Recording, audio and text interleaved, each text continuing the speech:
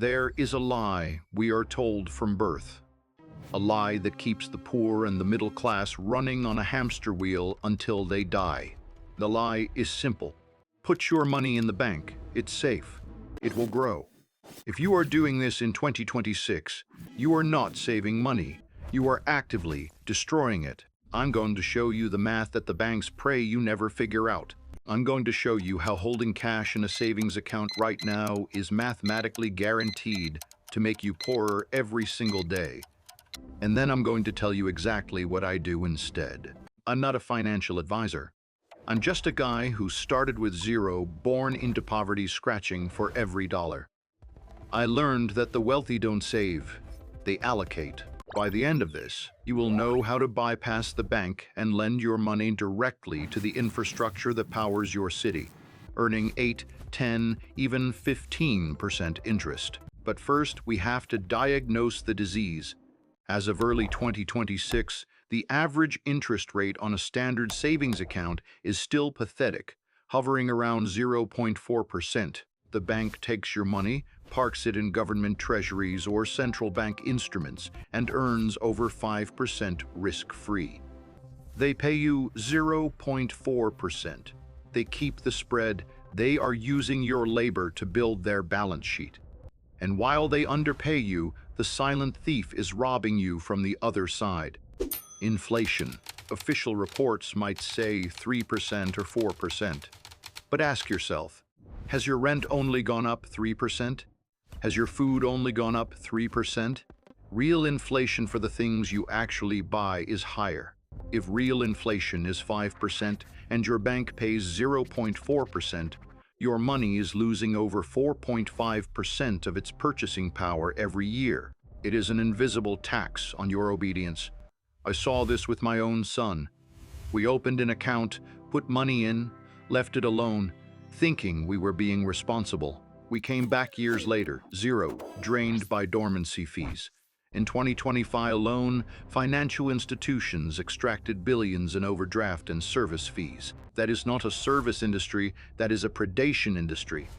So I stopped. I drained the accounts, and here is where I moved the money. The first shift in mindset is this: stop depositing money. Start lending money. When you put money in a bank, you are lending it to them. But they pay you crumbs. I decided to cut out the middleman. I looked at the essential infrastructure around me. For example, major power companies or solid infrastructure projects often need capital and issue bonds. A bond is just a loan. You give them capital. They pay you a fixed interest rate. I've seen bonds for essential utilities and infrastructure paying between 8% and 12%. Think about that delta. Bank, less than 1%. Essential infrastructure bond, 10% or more. Now pause. I'm not telling you this is risk-free. There is always risk. Credit ratings change. But life is about risk-adjusted returns. Is there risk in a bond? Yes. But is there risk in a savings account? Yes. The risk is that you are guaranteed to lose purchasing power to inflation. I would rather take a calculated risk on the infrastructure of the real economy than accept a guaranteed loss from a bank that charges me to hold my own money. This works globally. Look at broad market index funds. Look at treasury bonds. Look at corporate debt. You have to find the instruments that pay you to wait. But the real secret, the banker's secret, that's in private credit. Real estate is a classic wealth builder. But I don't want to fix toilets, and I don't want to deal with tenants. I want to be the lender. This is where platforms change the game for me. Some funds deploy capital into things like preferred equity. Here is how the capital stack works. The bank gets paid first, so they get the lowest return. The developer gets paid last, so they take the most risk. Preferred equity sits in the middle. You get paid before the developer makes a profit, but you get a much higher return than the bank. We are talking target returns of 12 to 15%. Compare that to the 0.4% in your savings account. It is literally 30 times more money for the same capital. The asset is backed by real income-producing property. This is how the wealthy invest. They don't park cash. They deploy capital into structures that prioritize their payout. But you might be asking, if I invest all my money, how do I pay my bills? What if I need cash tomorrow? That is where the system tries to trap you. They want you to keep cash liquid and idle, but there is a loophole. I stopped using debit cards years ago. A debit card is a direct line to your cash. It exposes your money to fraud and it gives you nothing in return. Instead, I use the bank's money to pay for my life. I use a high rewards credit card for everything. Here's the math of the float. Why buy something today? I am not paying for it today. I am using the bank's money. I don't have to pay that bill for 30 to 50 days. During that time, my money is sitting in a short-term fund earning 5% or more. I am earning interest on money I have already spent. And then there are the rewards. Last year, the rewards on our cards totaled thousands. That is pure profit just for spending strategically, plus the insurance and protections. The bank gives these perks because they hope I will slip up and pay interest. But here is the warning. This strategy is like handling fire. It cooks your food if you control it, but it burns your house down if you don't. If you pay 1 cent of interest, just 1 cent, the math breaks.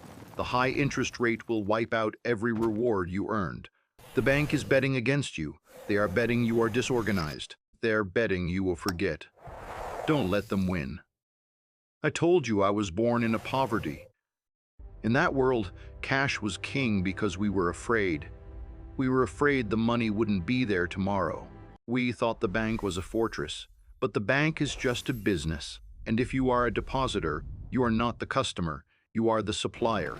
You supply the raw material, cash, that they sell for a profit.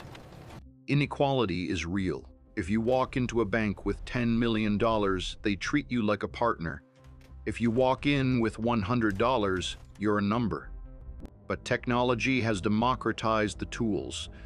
You can buy the bonds. You can access private credit. You can exploit the credit card rewards. You don't need their permission anymore. Deposit insurance is a safety net for an emergency fund. It is not a strategy for wealth. Wealth is not found in safety. Wealth is found in calculated risk. Wealth is found in ownership. So look at your bank statement. Look at that tiny interest payment. And ask yourself, is my money working for me? Or am I working for the bank? I want to hear from you. Are you still loyal to your bank? Or have you found a way to break the cycle? Let me know. And if you want to see exactly how I structure this to keep more of what I earn, that's next.